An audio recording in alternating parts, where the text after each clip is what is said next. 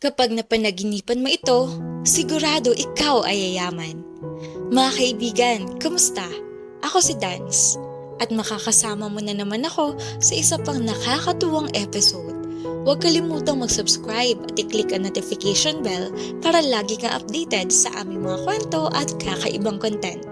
Sa episode na ito, tatalakay tayo ng mga specific na pangyayari o bagay sa panaginip na maaaring magdala ng tagumpay at kayamanan. Alamin natin ang mga kwento sa likod nito. Una, pagtanggap ng 10,000. Ang pagtanggap ng isang sobre na may 10,000 sa iyong panaginip ay maaaring simbolo ng inaasahan mong financial windfall. Number 2, pag-aari ng loteng punong-puno ng halaman. Ang pag-aari ng isang lote na puno ng mga malago at mamahaling halaman sa iyong panaginip ay maaaring nagpapahiwatig ng pag-unlad at yaman sa iyong profession. Ikatlo, pagkapanalo sa lottery. Ang pagkapanalo sa lottery sa iyong panaginip ay maaaring nagbibigay ng signal na tagumpay at swerte ang naghihintay sa iyo. Ikaapat, pagtanggap ng gold watch.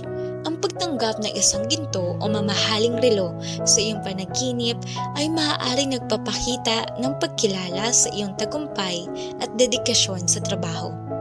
Ikalima, pag-aari ng luxury car.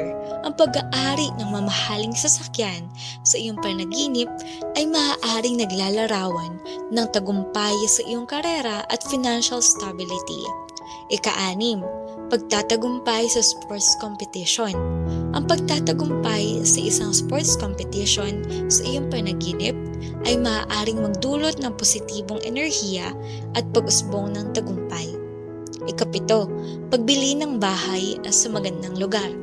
Ang pagbili ng bahay sa isang magandang lugar sa iyong panaginip ay maaaring nagsasalaysay ng pangarap na maaabot ang mataas na antas ng pamumuhay. Pagtatagumpay sa negosyo. Ang matagumpay sa iyong negosyo sa iyong panaginip ay maaaring nagpapahiwatig ng magandang takbo na iyong negosyo sa totoong buhay. Ika-9, pagtanggap ng bonus.